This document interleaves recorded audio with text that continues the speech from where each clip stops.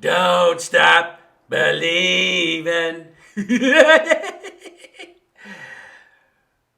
uh, hey, everybody, it's Mr. Smith.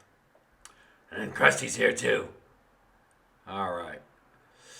Um, we're going to look at this song, Don't Stop Believin' by Journey. And I know you've heard this song, even you youngins. Came out in 1981, I believe. Journey was they were one of the best bands back in that era. Wrote some great songs. But let's look at the lyrics here. They play this song at every sporting event, or they used to a couple years back. Right? Every Dodger game, it was all the time. Kings game, you name it. All these sporting events. Don't stop believing. Okay. That's musical programming. I know you guys say, "Oh, it's just a song, Mr. Smith. Yeah, you're going down the rabbit hole too far." No, no, no.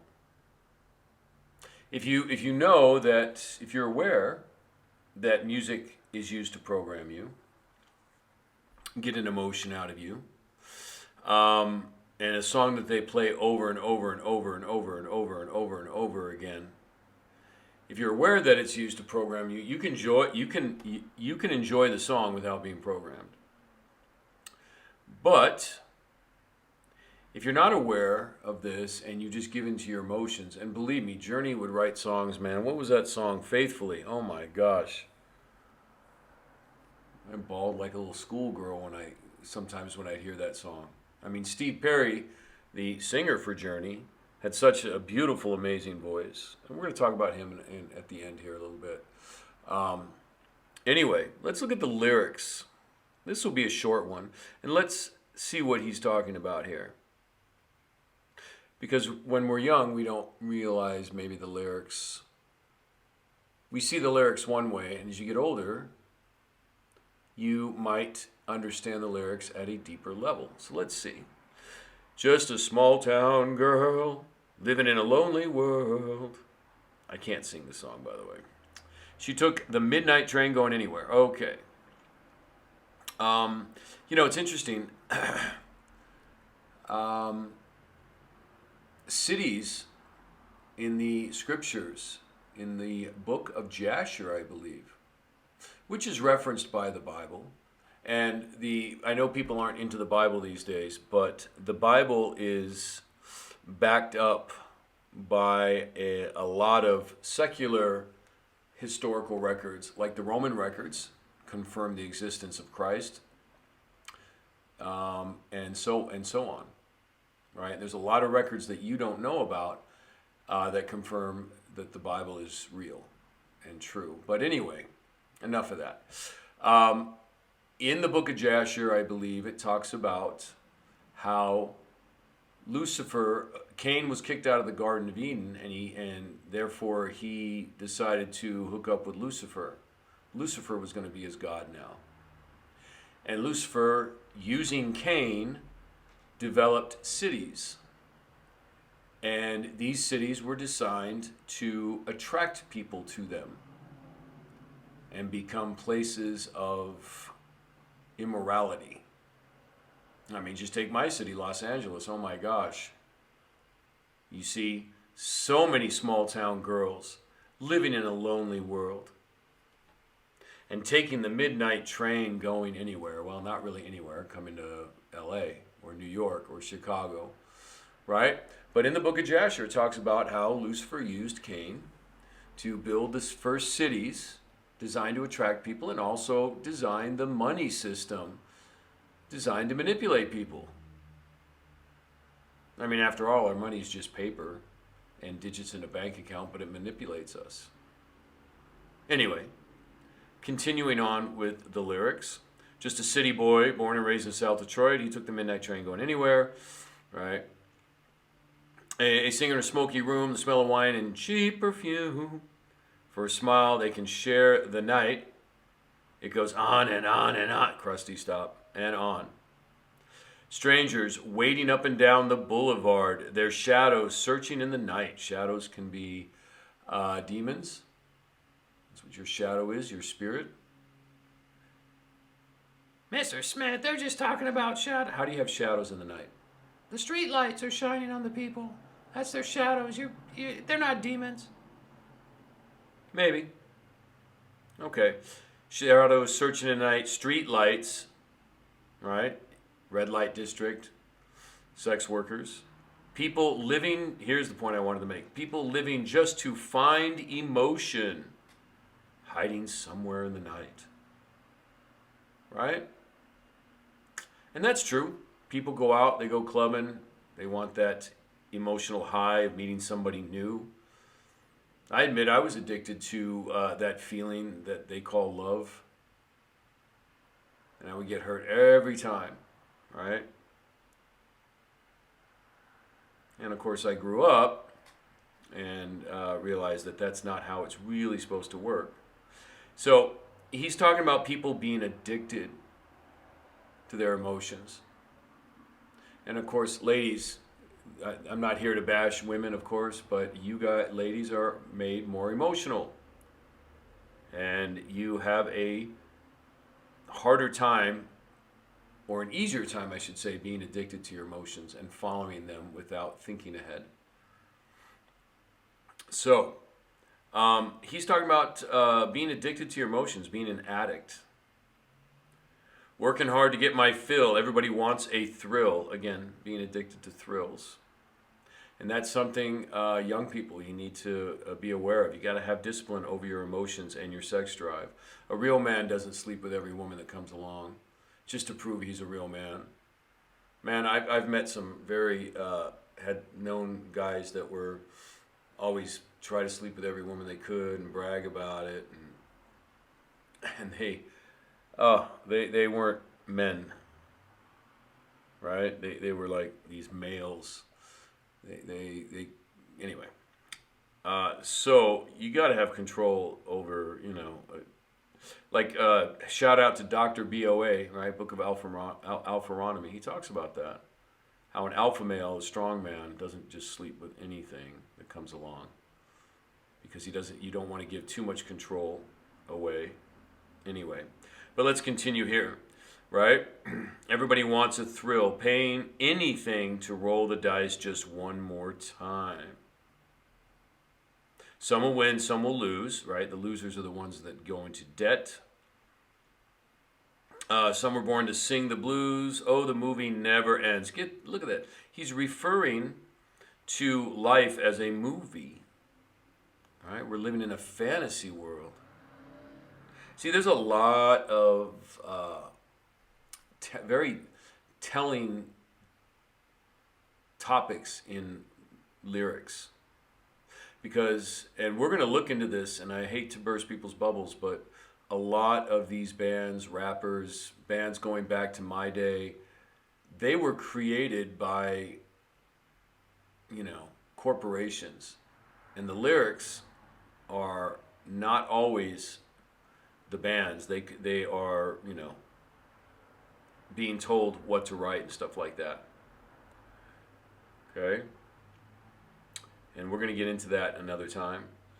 But he's talking about the movie never ends. It goes on and on and on. Now, and then it says, strangers waiting up and down the boulevard, their shadows searching in the night, streetlight peoples living just to find emotion. Now, here's the point I really wanted to get at. You can argue with me that this is just a song and it doesn't have an effect, but here we go. And then here's the hook. Don't stop believing. Hold on to that feeling. Streetlight people, that's us, people that just want a thrill. Don't stop believing. Hold on. Hold on to that feeling. And it just keeps repeating. Okay. So what are they programming you with? Why do they play this song? This song doesn't even really belong at a sporting event. Well, you could interpret it as don't stop believing the Dodgers can still pull it out in the bottom of the ninth. Or whatever your favorite team is. Wherever you're from. But it's deeper than that. They keep programming you with that. Don't stop believing. The economy's going to get better. Don't do anything. Just sit in your room. Every time I hear this part, don't stop believing, hold on to that feeling. I see a youngish, maybe 20-something woman sitting in her apartment, right? She's just believing that Prince Charming's going to come. right? She's not going to do anything. She just keeps believing. She's watching her CSI shows. She believes that, you know, she's going to get that lawyer job or that job that's exciting every day of the week.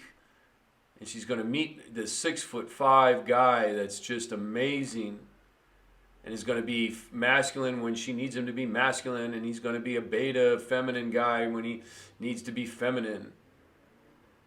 You know, this song is just programming people to hold on to their feelings. No, we need to think with our brains. Feelings are one thing, right? Love is an action. It's not a feeling. If you love somebody, you don't really have to tell them all that much.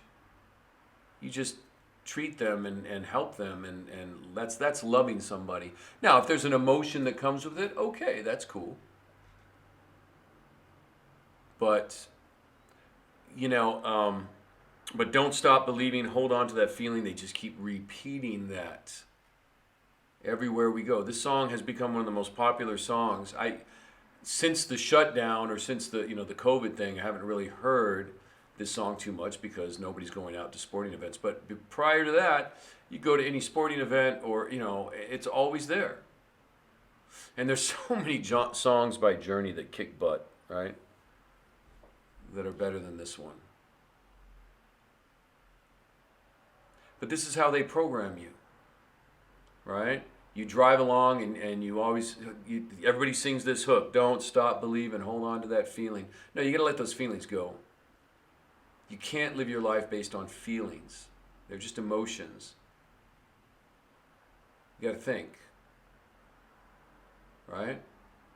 Think about how football would be when you watch it on TV if they didn't have all that dramatic music before the game started, right? The ba-bum, ba-ba-bum, ba-bum, ba-ba-bum, bum-bum, right? That trumpet they use. If they didn't have any music, music has an amazing effect on us. So this is going to be the first, I think, of a series, or where I'm going to occasionally post up different lyrics to songs. These songs might be a little bit old for some of you youngins, so bear with me. But be aware, and I know some of you guys are going to mock me for this and say, "Oh, you're thinking too much," or But music has a programming ability to it, right? And it can affect you, so you have to be aware of that. Now, one other thing I wanted to look at, right on the screen there, you see a picture of Steve Perry, the singer for Journey, right? And he's got that, this is probably from the early 80s. He's got that long hair. I think it's called a 50-50 because it's split down the middle. I'm just going to throw this in here. If you really listen to Steve Perry's voice, it's amazing, right? It's beautiful, and he sings so high. I don't think a normal man can sing that high. In my opinion, now this is just my opinion, okay? I just want to make this very clear. This is my opinion. It's just a thought. It wouldn't surprise me if Steve Perry was a castrati. If you guys don't know what a castrati is, that is a boy that gets his testicles cut off. Therefore, when he's young, therefore he doesn't get the testosterone he needs to grow big vocal cords. So he grows small vocal cords like a female. Therefore, he can sing really high notes. Now, it is well known that boys became castratis when they would sing in operas, and back in the 1800s, right? And they would use boys to play female roles in the Roman Empire as far as actors and stuff. So to me, I don't think that culture might not have changed all that much, right? But somewhere back in the day, way back in history, they found that if they castrated a young boy and trained him to sing, he would have the strength of a man, but the range of a woman, and it would be this absolutely beautiful voice, high voice. So it wouldn't surprise me. Now again, I'm just saying this is not. I'm not saying it's true. but it wouldn't surprise me if he was a castrati. I mean, and